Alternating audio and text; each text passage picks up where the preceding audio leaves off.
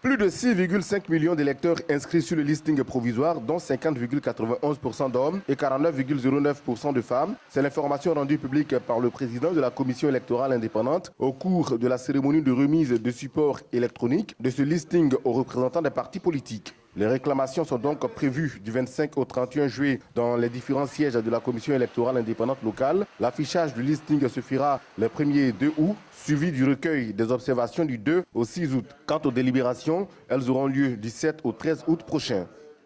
La commission électorale attend donc beaucoup de vous au cours de cette autre phase de contentieux qui devrait permettre de corriger quelques erreurs éventuelles que contiendrait la liste provisoire.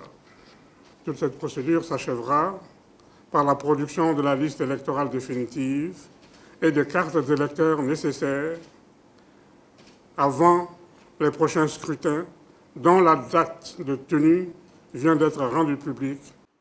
La rencontre a réuni plusieurs partis de l'opposition, dont le Front populaire ivoirien, des membres du parti RHDP unifié et le Parti démocratique de Côte d'Ivoire. Certains représentants n'ont pas manqué de se prononcer au terme de la rencontre.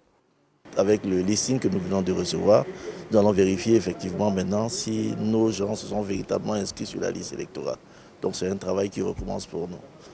La CEI nous donne cette liste provisoire pour que nous puissions l'examiner.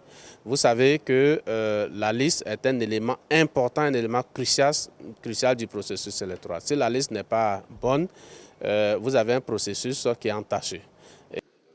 Ces élections prévues le 13 octobre prochain sont annoncées dans un contexte de crispation entre le Parti démocratique de Côte d'Ivoire et ses alliés de la coalition au pouvoir. Le parti de Henri Konan Bédié, qui demande un amendement du statut du parti unifié RHDP, a décidé de se prononcer sur son adhésion ou non après la présidentielle de 2020.